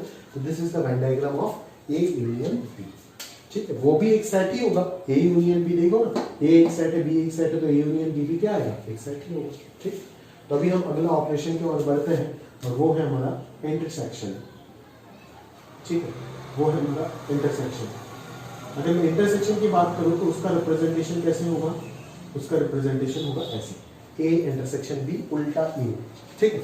यहाँ पे कहने का मतलब क्या है कि सर अगर ए ये है बी ये है तो ए इंटरसेक्शन बी क्या होगा बताओ। ए इंटरसेक्शन बी होगा सिर्फ 3,4। इसका मतलब क्या है कि दोनों का जो कॉमन एलिमेंट्स है वही आएगा इस जगह पे। समझ में आ रहा है ना, दोनों का जो कॉमन पार्ट है ना वही आएगा ए इंटरसेक्शन बी पे।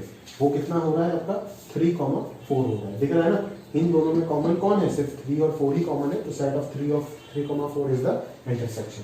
तो बोलो सर इसका भी आप वेन डायग्राम बना करके थोड़ा समझाते थे तो बेहतर होता। तो बिल्कुल मैं समझा रहा हूँ, देखो अच्छे से, ठीक है।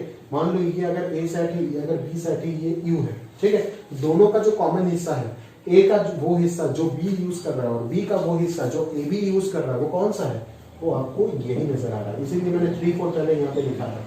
समझ में आया ना। तो ये जो हिस्सा है ना, ये हिस्सा आपको रिप्रेजेंट कर रहा है ए इंटरसेक्शन बी वाले पार्ट को। इसीलिए ए इंटरसेक्शन बी का जो वेन डायग्राम हो जाएगा वो हो जाएगा आपका ये वाला हिस्सा। समझ में आया। अभी आप ऐसे भी बोल सकते हो कि सर आप हमेशा दोनों को ज्वाइन करा रहे हैं, जानबूझ के ज्वाइन करा रहे हैं। मान लो सर ऐसे अगर केस हो जाता है कि ये एक ए सेट है और ये एक बी सेट है, ये एक ए सेट है और ये एक बी सेट है, जहां पे दोनों के बीच में कोई इंटरसेक्शन होता ही नहीं, मतलब दोनों कभी ना कभी मीट ही नहीं किया, मतलब दोनों के बीच में क्या है, कोई इंटरसेक्शन है ही नहीं। तो इस प्रकार के केस में हम ए इंटरसेक्शन बी को क्या बोल सकते हैं, ए इंटरसेक्शन बी को क्या बोल सकते हैं, नल सेट फाई बोल सकते हैं ना। एक ए इंटरसेक्शन बी, ए और बी का तो कुछ कॉमन है ही नहीं, तो ए इंटरसेक्शन बी क्या हो जाएगा, फाई हो जाएगा। और जब भी, यानी कि आप ऐसे भी बोल सकते हैं ना कि number of elements in A intersection B कितना हो जाएगा, नंबर ऑफ एलिमेंट 0 हो जाएगा, क्योंकि सबको पता है कि number of elements in phi कितने हैं, 0। ठीक है। तो अगर ऐसे अगर दो सेट इस प्रकार से होते हैं such that A intersection B phi हो जाता है, तब उन दोनों सेट को हम क्या सेट बोलते हैं, डिसजॉइंट सेट बोलते हैं। क्या सेट बोलते हैं, डिसजॉइंट सेट्स बोलते हैं। समझ में आ रहा है आपको, ठीक है। ये सारे के सारे क्या हो गया, जॉइंट सेट हो गया। देखो दोनों जॉइन हुआ और ये सारे के सारे क्या हो जाएंगे, डिसजॉइंट सेट्स कहलाएंगे। समझ में आ रहा है मेरी बात, क्लियर है, ठीक है। ये सारे बेसिक ऑपरेशंस हमने देख लिए सबसे पहले। उसके बाद हम अपना अगला ऑपरेशन जो है उसके और बढ़ते हैं, और वो क्या है हमारा डिफरेंस ऑफ सेट्स। वो क्या है हमारा डिफरेंस ऑफ सेट्स, वो हमारा क्या है, डिफरेंस ऑफ सेट्स। ठीक है। अगर मैं डिफरेंस ऑफ सेट को अच्छे से बात करूं, समझाने का प्रयास करूं, तो देखो ए अगर सेट एक ये है, मान लो दोनों के दोनों ज्वाइंट है, फिर पहले मैं ज्वाइंट वाला केस बता देता हूं, फिर डिसजॉइंट वाला केस बता दूं। अगर ए और बी ये दोनों सेट है, ये यूनिवर्सल सेट है, तो कौन सा हिस्सा हो जाएगा जो डिफरेंस ऑफ सेट को रिप्रेजेंट करेगा। डिफरेंस ऑफ सेट का मतलब अगर मैं डिफरेंस ऑफ 2 and 3 बोलूं, तब 2 - 3 भी लिख सकते हो और 3 - 2 भी लिख सकते हो। आपको तो नहीं पता, ठीक है ना, कौन किसे बड़ा आपको नहीं पता। पर अगर मैं डिफरेंस ऑफ 2 and 3 बोलूं तो 2 - 3 3 - 2 दोनों पॉसिबल होगा। तो मैं क्या बोल सकता हूं, a - b भी पॉसिबल होगा और b - a भी पॉसिबल होगा। ये भी एक डिफरेंस ऑफ सेट है, ये difference of a and b है, ये difference of b and a है। समझ में आया ना। हम क्या बोल सकते हैं, a - b का मतलब वो हिस्सा जो a पे तो है, वो एलिमेंट्स जो a पे तो है बट b पे नहीं है, वो एलिमेंट्स जो a पे तो है बट b पे नहीं है, वो कौन है, ये वाला हिस्सा। समझ में आ रहा है। This represents the difference a - b। समझ में आ रहा है। This blue part represents the element और the region which present in a but not in b। समझ में आ रहा है। अगर मैं b - a की बात करूं तो ये कौन सा हिस्सा हो जाएगा, जो सिर्फ b पे है बट a पे नहीं है। याद करो वेन डायग्राम में जो सिर्फ एसएमएस बोलता था 25 जो आया था, या फिर जो सिर्फ हिंदी बोलता था 10 जो आया था, वो क्या था, difference of SMS and Hindi, या फिर हिंदी एंड एसएमएस। मतलब difference of sets of students speaking SMS and Hindi. समझ में आया, क्लियर है, या फिर हिंदी एंड एसएमएस। ठीक है। तो ये हिस्सा हो गया आपका डिफरेंस ऑफ सेट का रिप्रेजेंटेशन। ठीक है। तो अगर मैं सिर्फ डिफरेंस ऑफ सेट का वेन डायग्राम बनाऊं तो सिर्फ या तो ये बनाओगे a - b, या तो सिर्फ ये बनाओगे b - a। समझ में आ रहा है, क्लियर है। या तो ये बनाओगे a - b या तो b - a। समझ में आ रहा है, क्लियर है। तो this represent difference of two sets. ठीक है। यहाँ पे अगर मैं बात करूं तो कौन सा हिस्सा हो जाएगा, बोले सर डिफरेंस हो जाएगा आपका ये वाला हिस्सा। देखो 1,2 a पे तो है बट b पे नहीं है। ये देखो 5,6 b पे तो है बट नहीं है, a पे नहीं है। तो ये हो जाएगा b - a और ये हो जाएगा आपका a - b। सिर्फ इतना सा हिस्सा, सिर्फ इतना सा हिस्सा। ठीक है। और इधर भी अगर मैं बात करूं तो सिर्फ इतना सा हिस्सा। समझ में आ रहा है, क्लियर है। तो ये हो गया आपका डिफरेंस ऑफ टू सेट्स का कंसेप्ट। ठीक है। और अभी मैं उसके बाद अगर नेक्स्ट कंसेप्ट में जाऊं तो वो होता है symmetric difference of two set. ठीक है ना, symmetric difference of two sets किस प्रकार से डिफाइन किया जाता है, उसको हम A डेल्टा B से रिप्रेजेंट करते हैं। Symmetric difference, this delta is the symbol of symmetric difference, जिसको अगर मैं बात करूं तो मैं इस प्रकार से लिख सकता हूं A माइनस बी और B माइनस ए का कॉम्बिनेशन मान लो। ठीक है, A माइनस बी और B माइनस ए का जो यूनियन होगा उसको हम क्या बोलते हैं, symmetric difference of two sets, जो कि ऑलरेडी यहाँ पे बना हुआ है। अगर मैं ये वेन डायग्राम पूरा बात करूं तो ये किसका वेन डायग्राम हो गया, ये A डेल्टा B का वेन डायग्राम होगा। देखो A माइनस बी ये है, B माइनस ए ये है, दोनों को मैं मर्ज कर दिया तो ये क्या हो गया, symmetric difference of two set. But अगर मैं सिर्फ A माइनस बी या B माइनस ए बात करूं तो उनका वेन डायग्राम ये नहीं है, उनका वेन डायग्राम सिर्फ ये वाला होगा या सिर्फ ये वाला होगा। बट ये क्या है, symmetric difference of two set. समझ में आया ना, A माइनस बी, यहाँ से अगर मैं A माइनस बी कैलकुलेट करूं तो कितना आएगा, वो हिस्सा जो A पे है बट B पे नहीं है, कितना 1,2 आएगा। B माइनस ए का अगर मैं बात करूं तो क्या आएगा, सिर्फ 5,6 आएगा। तो symmetric difference A delta B जो होगा वो क्या हो जाएगा, A माइनस बी और B माइनस ए का यूनियन, यानी कि 1, 2, 5, 6।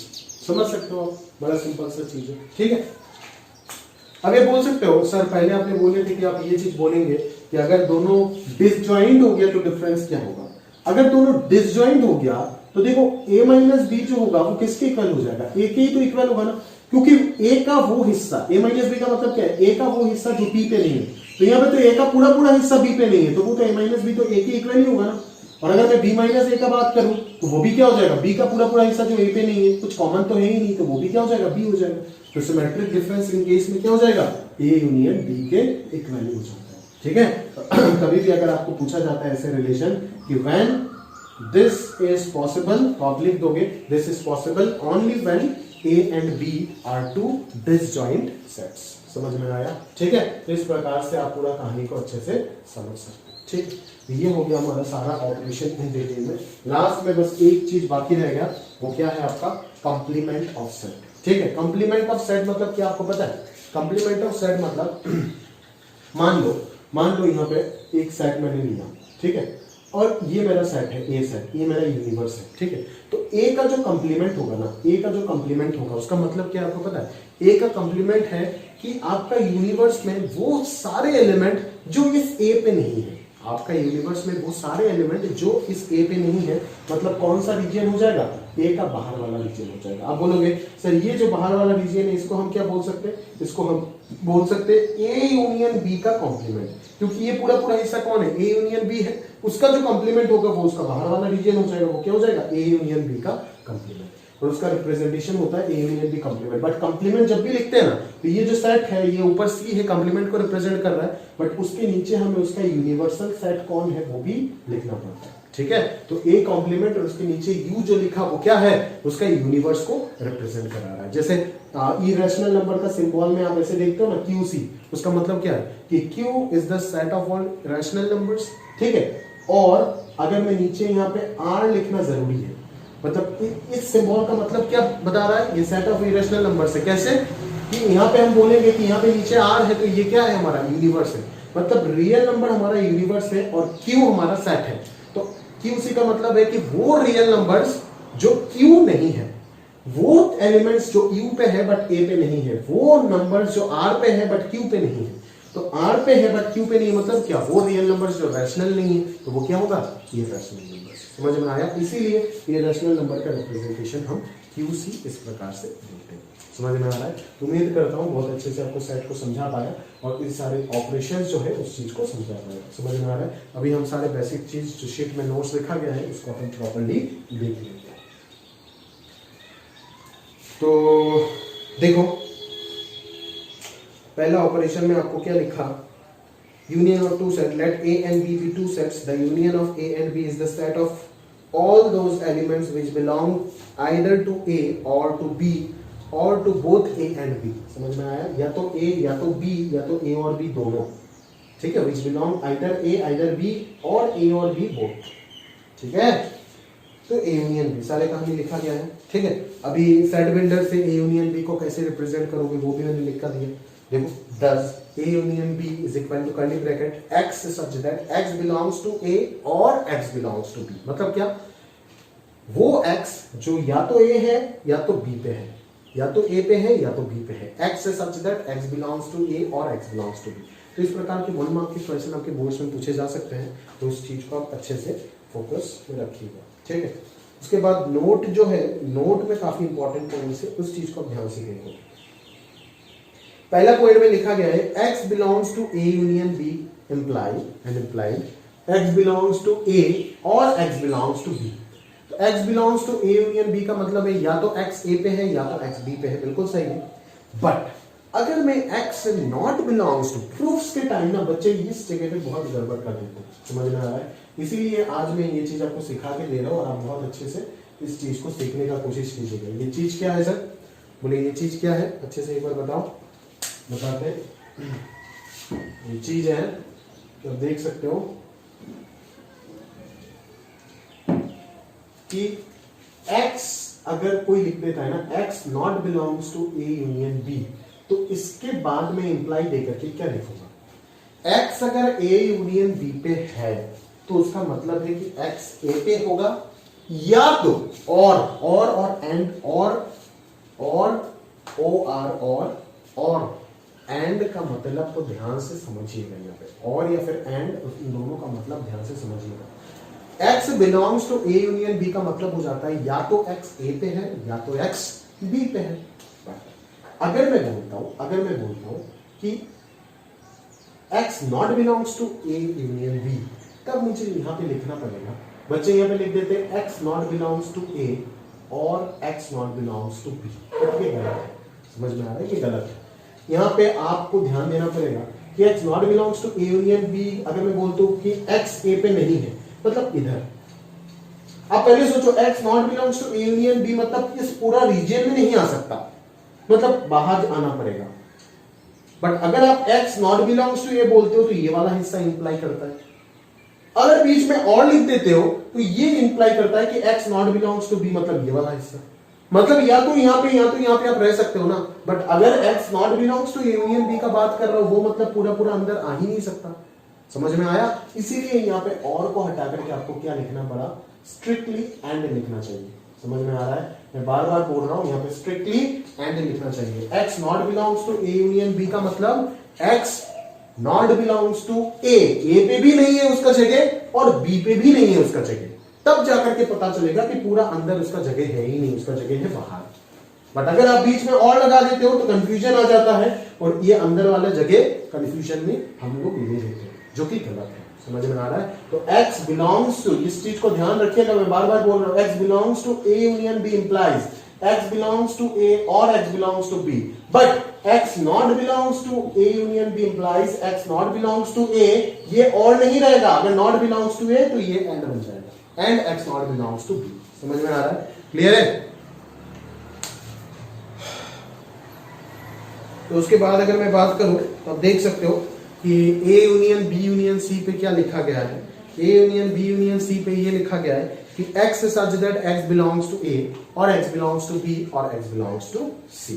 ठीक है, तो वो आपका क्लियर है। वहां पे आप 3 के जगह पे हजारों सेट लगा सकते हो, एक ही बात है। अगला आपका representation of A union B in Venn diagram मैंने बोल दिया।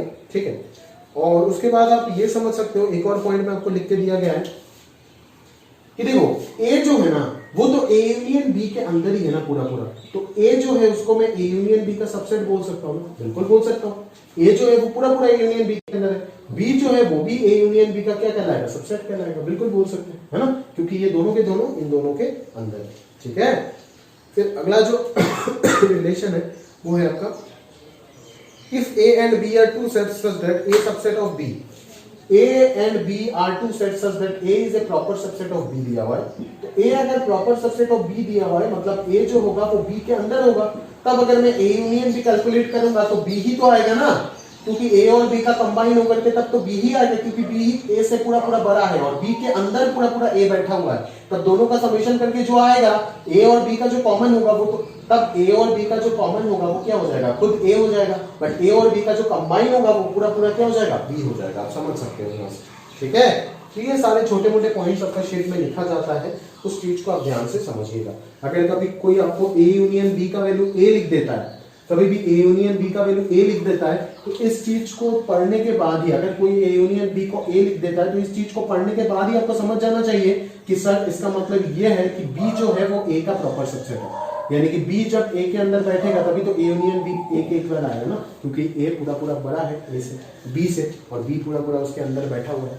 और अगर कोई कभी ए इंटरसेक्शन बी का मतलब बी बता देता है, तो भी आपका मतलब क्या है कि ए जो है वो बी के अंदर आ जाएगा। सॉरी, ए इंटरसेक्शन बी अगर बी बता देता है कोई, उसका मतलब क्या है कि B is a subset, proper subset of A हो जाएगा। समझ में आ रहा है? क्लियर है?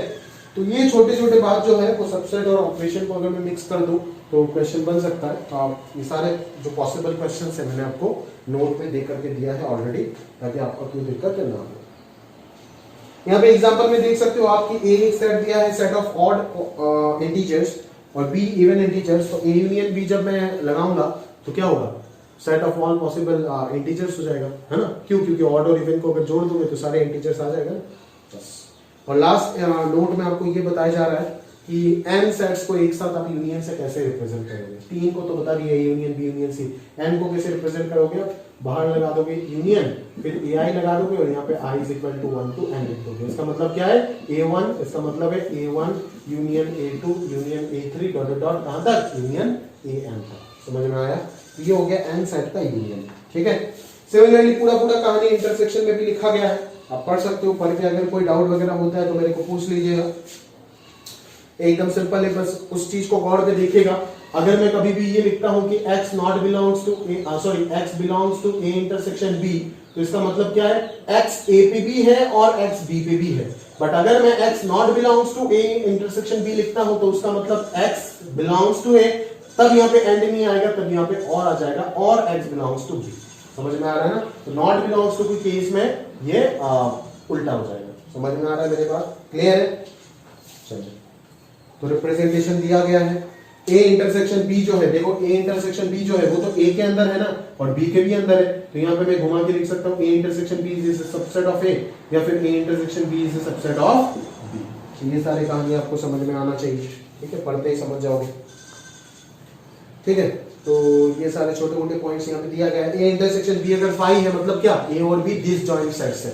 अभी मैंने आपको समझा के दिया। ठीक है, अगर कभी ऐसे दिया जाता है कि ए इंटरसेक्शन बी फाई है, बी इंटरसेक्शन सी भी फाई है, और A intersection C, A intersection B phi है, बी इंटरसेक्शन सी फाई है, सी इंटरसेक्शन ए भी फाई है, तब हम इन तीनों को क्या बोलेंगे, म्यूचुअली डिसजॉइंट सेट्स बोलेंगे। मतलब एक दो दो दो करके ये सारे के सारे क्या है, म्यूचुअली डिसजॉइंट सेट्स है। ए इंटरसेक्शन बी का भी, ए और बी का भी कोई कॉमन हिस्सा नहीं है, बी और सी का भी नहीं है, और सी और ए का भी नहीं है। That is all three are mutually disjoint sets. समझ में आया? उसके बाद 7 पॉइंट में देखोगे कि तीन सेट का इंटरसेक्शन सेट बिल्डर में कैसे लिखोगे, वो बताया गया है। वो भी आप सिंपल सा तरीका है, आप बता सकते हो इजीली, कुछ भी नहीं है उसमें। ठीक है, x such that x belongs to a and x belongs to b and x belongs to c।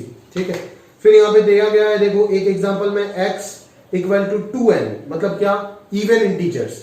फिर x इक्वल टू 3n दिया गया है, मतलब ऑड इंटीजर, 3 का मल्टीपल, और पहला सेट में है 2 का मल्टीपल। तो दोनों का अगर मैं इंटरसेक्शन निकालने जाऊंगा तो वो क्या हो जाएगा, 6 का मल्टीपल हो जाएगा ना, क्योंकि 2 का मल्टीपल जो है वो क्या है आपका, 2 4 6 8 ये सारे हैं। 3 का मल्टीपल क्या है, 3 6 9 ये सारे हैं। बट जो कॉमन आएगा वो तो हो जाएगा ना आपका 6 12 18। लिख के देखो अच्छे से, कॉमन देखो क्या आ रहा है, 6 12 18 24 30 ये पैटर्न बनेगा। तो ये क्या है, ऑब्वियसली दोनों का एलसीएम होगा, दैट इज 6n हो जाएगा। ठीक है, तो इस प्रकार के छोटे मोटे क्वेश्चंस आपको पूछे जा सकते हैं, जो आपको करना पड़ेगा। ठीक है, तो पेज नंबर 7 भी कंप्लीट हुआ और उसको आप अच्छे से पढ़ लीजिएगा। अगले पेज में देखोगे डिसजॉइंट सेट्स, अच्छे से मैंने आपको समझा दिया, पढ़ लीजिएगा। डिफरेंस ऑफ सेट अच्छे से बता दिया। कोई नया पॉइंट अगर मिलता है, हाँ, ए डिफरेंस बी को आप सेट बिल्डर में कैसे एक्सप्रेस करोगे उस चीज को ध्यान से देख लो। ए डिफरेंस बी को सेट बिल्डर में कैसे एक्सप्रेस करोगे उस चीज को ध्यान से देख लो, कैसे करोगे, ज्यादा दिक्कत नहीं है बिल्कुल। ए डिफरेंस बी है तो उसको आप क्या लिखोगे, उसमें जो एलिमेंट्स आएगा वो x है, such that x belongs to a and x not belongs to b। x a पे तो है बट x b पे नहीं है। अगर मैं b माइनस a की बात करूं तो उसको साइड बिल्डर में कैसे लिखूंगा, x belongs to b and x not belongs to a। Clear है? तो इस प्रकार से आप ये सारी कहानी को अच्छे से पढ़ सकते हो। ठीक है, सारी चीज बताया गया है। a माइनस बी और b माइनस ए कभी भी इक्वल नहीं होता है, वो भी आप समझते हो। और यहाँ पे a माइनस बी वाला हिस्सा जो है वो भी a के अंदर है और b माइनस ए वाला हिस्सा है वो भी b के अंदर है, यानी कि a माइनस बी जो है वो a का एक सबसेट होगा और b माइनस ए जो है वो भी b का एक सबसेट होगा। समझ में आ रहा है ना? देखिए सारे पॉइंट्स जो है वो आप समझ सकते हो खुद से। ठीक है, तो और अगर मुझे दिख रहा है कोई पॉइंट तो ये दिख रहा है कि a माइनस बी को मैं क्या लिख सकता हूँ, a intersection b complement, b minus A को मैं क्या लिख सकता हूँ, b इंटरसेक्शन a कॉम्प्लीमेंट। कैसे कैसे लिख सकता हूँ, देखो मैं आपको दिखाता हूँ वेन डायग्राम से, इसको मैं आपको दिखाता हूँ, एक्सप्लेन करता हूँ। ठीक है, देखो ये सारे छोटे मोटे पॉइंट्स आपको लिख के दिया गया है आपके आसानी के लिए, ताकि एग्जाम में आपको कोई तकलीफ ना हो, पहले से ही ये सब आपको पढ़ा के दे रहा हूँ। ठीक है, तो आपको सारे पॉइंट्स बिना समझे याद नहीं करना है, एक एक चीज समझने के साथ साथ आपको याद करना है। ठीक है, तो आप देख सकते हो अगर मैं ए की बात करूं तो ए कौन सा हिस्सा हो गया, ए हो गया आपका ये पूरा सेट, ये पूरा सेट हो गया आपका ए। ठीक है, इसको मैं ए बोल रहा हूं, इसको मैं बी बोल रहा हूं। ठीक है, ये पूरा सेट हो गया ए। ठीक है, अभी देखो आप बी कौन सा है, बी तो ये वाला सेट है, तो बी कॉम्प्लीमेंट जो होगा वो बी के बाहर का हिस्सा हो जाएगा ना, वो कौन सा हिस्सा हो जाएगा, ये वाला हिस्सा हो जाएगा बी कॉम्प्लीमेंट। ध्यान से आप देख सकते हो, देख पा रहे हो, ये वाला हिस्सा क्या हो जाएगा आपका बी कॉम्प्लीमेंट हो जाएगा। समझ में आ रहा है ना? अभी बोला है ए और बी कॉम्प्लीमेंट का इंटरसेक्शन, मतलब रेड वाला और ब्लैक वाले का कॉमन, तो रेड और ब्लैक वाले का कॉमन तो मुझे एक ही चीज दिख रहा है जिसको मैं ब्लू से मार्क करना चाहता हूं। और अगर मैं तरीके से देखूं तो ए और बी का जो इंटरसेक्शन हो गया, ए और बी कॉम्प्लीमेंट का, वो बस इतना सा पार्ट हमको लग रहा है। ठीक है, तो ये हो गया आपका ए इंटरसेक्शन बी कॉम्प्लीमेंट, जिसका नाम आप ऑलरेडी जानते हो, ए डिफरेंस बी है। इसीलिए हम लोग लिखे कि a minus B is equal to A intersection B complement. Similarly अब b माइनस ए करके देखिएगा, वो क्या आ जाएगा, b इंटरसेक्शन a कॉम्प्लीमेंट। ठीक है, तो ये हुआ आपका डिफरेंस ऑफ सेट। उसके बाद सिमेट्रिक डिफरेंस क्या है मैंने आपको ऑलरेडी बता दिया, a माइनस बी और b माइनस ए का कंबाइन कर दोगे तो आ जाएगा, that is a minus B union b minus A. नीचे एक एग्जांपल है, देख लेना अच्छे से। ठीक है, फिर complement of set, complement of set को अगर मैं साइड बिल्डर में लिखने का कोशिश करूं तो मैं क्या लिखूंगा, ये कॉम्प्लीमेंट का मतलब क्या है कि x such that x belongs to u and x not belongs to a। समझ में आया ना? वही तो चीज था ना, a के बाहर वाला हिस्सा था a कॉम्प्लीमेंट, मतलब क्या, u पे तो है x बट a पे नहीं है, x belongs to u and x not belongs to a। a पे नहीं है बट u पे है। ठीक है, तो उस प्रकार से आप देख सकते हो सारे कहानी यहाँ पे आपको बताया गया है। ठीक है, उसके बाद अगर मैं बोलूँ यहाँ पे नोट में कुछ छोटे मोटे पॉइंट्स दिए गए हैं, वो मैं एक बार पॉइंट आउट कर देता हूँ। ठीक है, वो मैं एक बार बता देता हूँ।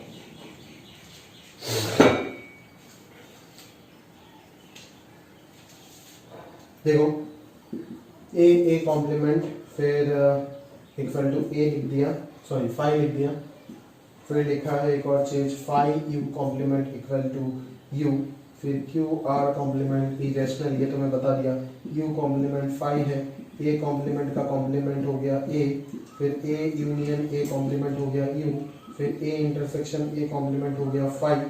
ठीक है, फिर और पॉइंट्स बता रहा हूँ कि a equal to a minus B अगर है तो वो imply and implied a intersection b is equal to 5।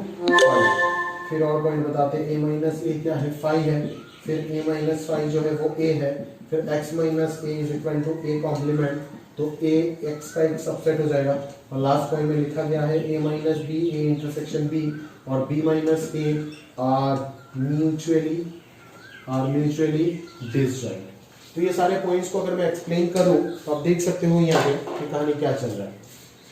a का कॉम्प्लीमेंट, अगर a खुद यूनिवर्स है, a मान लो इतना सा ही बॉक्स, यही गोला हमारा यूनिवर्स है और यही a है, तो इसके बाहर का हिस्सा क्या होगा, यूनिवर्स में तो और कोई एलिमेंट बचा ही नहीं है जो a पे नहीं है, क्योंकि a खुद ही यूनिवर्स है, तो वो क्या होगा, 5 होगा। अगर 5 कॉम्प्लीमेंट बात करो, u है पूरा यूनिवर्स, तो 5 का कॉम्प्लीमेंट क्या हो जाएगा, पूरा u ही हो जाएगा ना, क्योंकि 5 पे तो कुछ रहता ही नहीं है, 5 पे 0 है, फाई पे कुछ भी नहीं है, तो फाई का जो कॉम्प्लीमेंट है वो पूरा पूरा यू ही आ जाएगा। ये सारे पॉइंट समझो, ये इरेशनल ऑलरेडी बता दिया।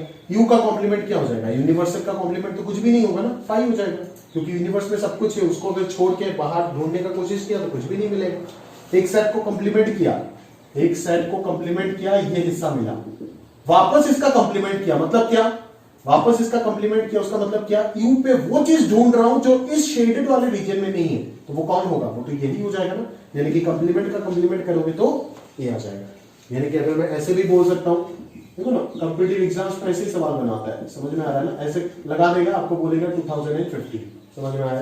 तो ये बच्चा ये चीज जो बच्चा ये चीज सीखता है ना, वो ये बच्चा मतलब वो चीज को भी सोचने का उसका औकात होता है, समझ में आ रहा है ना। तो आप ध्यान से अगर सोचने की कोशिश करोगे, आप बोलोगे अच्छा सर यहाँ पे आप ये समझाने की कोशिश कर रहे हो, ये इवेंट टाइम्स होगा, अगर इवेंट टाइम्स कॉम्प्लीमेंट लगा देते तो वही चीज घूम के आ जाएगा। यहाँ पे ऑड टाइम्स है तो अपन उस चीज को क्या लिख सकते हैं, वो चीज घूम के नहीं आएगा, मतलब ए घूम के नहीं आएगा, इसका आंसर हो जाएगा ए कॉम्प्लीमेंट। ठीक है, तो इस प्रकार से आप सारे छोटे मोटे क्वेश्चंस खुद ही बना सकते हो और सोच सकते हो प्रॉपर्ली। ठीक है, तो अगला जो चीज लिखा गया है ए यूनियन ए कॉम्प्लीमेंट। ए आपका ये हिस्सा है, ए कॉम्प्लीमेंट ये बाहर का हिस्सा है, इन दोनों को अगर मैं कंबाइन कर देता हूं, यूनियन ले लेता हूं, तो पूरा पूरा बॉक्स ही तो आ जाएगा ना, यू आ गया। ए ये हिस्सा है, ए कॉम्प्लीमेंट ये बाहर का हिस्सा है, दोनों का कोई कॉमन है क्या, नहीं। अगर दोनों का कोई कॉमन नहीं है तो दोनों का इंटरसेक्शन क्या आ जाएगा, फाई हो जाएगा। समझ में आ रहा है। अगर a is equal to a minus B है, समझ में आ रहा है, a is equal to a minus B, ये तो मैं ऑलरेडी आपको बता दिया डिफरेंस में। अगर a है b है ऐसे, a माइनस बी का वैल्यू a कब होगा, जब a और b डिसजॉइंट सेट होगा, मतलब a इंटरसेक्शन b फाई होगा। और अगर a इंटरसेक्शन b फाई होता है तब भी आप a equal to a minus B लिख सकते हैं। तो ये दोनों इंटरचेंजेबल है, समझ में आ रहा है ना। तो ये सारी चीज पहले मैंने आपको बता दी। a माइनस ए क्या होगा, एक सेट और उसी सेट का डिफरेंस क्या होगा, फाई होगा। एक सेट और फाई का डिफरेंस क्या होगा, ए होगा। समझ में आ रहा है। X minus A equal to A complement. ठीक है, ये कब होगा, देखो जब a जो है वो कैपिटल X के अंदर होगा। x माइनस ए मतलब x का वो हिस्सा जो a पे नहीं है, मतलब क्या, ये वाला पार्ट, तो वो किसके इक्वल होगा, a का बाहर का रीजियन, मतलब क्या, a कॉम्प्लीमेंट। समझ सकते हो ना, x माइनस ए मतलब ये वाला रीजियन, ये वाला रीजियन मतलब a का बाहर का हिस्सा, मतलब a कॉम्प्लीमेंट। और किसी भी वेन डायग्राम में अगर मैं आपको बात करूं, ये है आपका a माइनस बी, ये है आपका a इंटरसेक्शन b, और ये है आपका b माइनस ए। ये तीनों ही रीजियन अलग अलग क्या अपने आप में कोई इंटरसेक्शन देता है, नहीं देता है। इन तीनों ही रीजियन में खुद में कोई कॉमन पार्ट है ही नहीं, ये अलग ये अलग ये अलग, तीनों में कुछ कॉमन नहीं है। तो इन तीनों को भी मैं क्या बोल सकता हूं, म्यूचुअली डिसजॉइंट बोल सकता हूं। समझ में आ रहा है ना, इन तीनों को भी मैं क्या बोल सकता हूं, म्यूचुअली डिसजॉइंट बोल सकता हूं। तो इसी के साथ साथ ऑपरेशन का जितना भी पॉइंट्स था, वो सारे पॉइंट्स मुझे जहां तक लगता है मैंने डिटेल में आपके साथ डिस्कस कर लिया। ठीक है, और अभी आपका फर्ज बनता है कि आप ये सारे कहानी को बहुत अच्छे से बात करो। ठीक है, तो अभी और आज का क्लास में यहीं पे समाप्त करूंगा। ठीक है, laws of algebra of set, ये एक लास्ट पार्ट बाकी रह गया, इसमें प्रूफ कैसे करते हैं रिलेशंस को, वो आपको बताया जाएगा अगले लेक्चर में। ठीक है, अगले लेक्चर में हम प्रूविंग के ऊपर फोकस करेंगे और जो आपका होमवर्क का डाउट रहेगा उसके ऊपर बातचीत करेंगे। ठीक है, तो आपको काफी होमवर्क मिलेगा आज। ठीक है, आपका और मैथ्स 2 पार्ट बाकी है, क्लास 9 के लिए बोल रहा हूँ तो उनका एक ही पार्ट बाकी है, बट क्लास 11 का और 2 पार्ट बाकी, क्योंकि सेट पार्ट 2 जो है वो 11th में सिलेबस है, जो 9th वाले बच्चे हैं उनको 10th में पढ़ाया जाएगा ये सेट पार्ट 2। ठीक है, यानी कि cardinality of set, number of elements का कैलकुलेशन। 9th के लिए एक ही पार्ट बाकी है, प्रूविंग वाला पार्ट, और 11th के लिए 2 पार्ट बाकी है। ठीक है, तो आज का जो होमवर्क है वो प्रॉपर्ली आप देख लो कि अभी आपका होमवर्क जो है और भी इंक्रीज होगा, और वो किस लिहाज से इंक्रीज होता है वो आप देखते जाओ। पेज नंबर 6 में आपको मिल रहा है क्वेश्चन नंबर 1 से 6 है ना, फिर आपको यहाँ पे मिल रहा है अभी अभी जो मैंने पेज पढ़ाया पेज नंबर 9 पे 1 से 7, ये तो है ही। ठीक है, फिर आप चले जाओ एक्सरसाइज 1 में, फिर आप चले जाओ एक्सरसाइज 1 में, और एक्सरसाइज 1 में तो आपका सारा इंपॉर्टेंट क्वेश्चन है। एक्सरसाइज 2 9th के लिए एक्सरसाइज 2 नहीं चाहिए, बट 11th के लिए एक्सरसाइज 2 बहुत इंपॉर्टेंट है। 11th को सब कुछ करना है, पूरे शिफ्ट करना है, बट 9th वालों के लिए नहीं चाहिए। एक्सरसाइज 1 जो है वो आपको कहां से कहां तक करना है, सारे दोनों क्लास को दे रहा हूं ये होमवर्क, 1 से लेकर के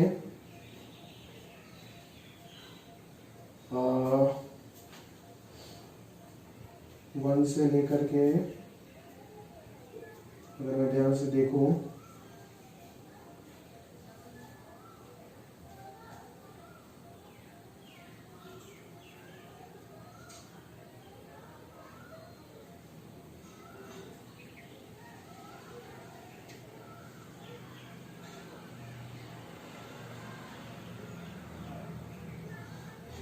हाँ, पेज नंबर 16 तक देखता हूँ, 1 से 26 है ना, up to page 16, up to page 16। ठीक है, तो ये हमारा होमवर्क रहेगा शीट से सारे क्लास 9th और 11th दोनों क्लास के लिए। बट अभी 9th वाला एक्सरसाइज 1 पूरा पूरा शीट आपको थ्योरी पार्ट तो दोनों क्लास को कंप्लीट करना है, एक्सरसाइज 1 की दोनों क्लास को करना है।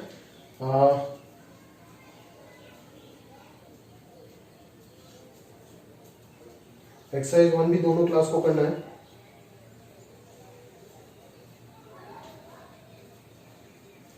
एक्सरसाइज 1 भी दोनों क्लास को करना है। एक्सरसाइज 2 जो है वो सिर्फ 11th वालों को करना है। एक्सरसाइज 3 जो है उसका कुछ क्वेश्चन 9th वालों करोगे, और 3 का पूरा पूरा एक्सरसाइज 3 जो है वो आपको 11th को करना है।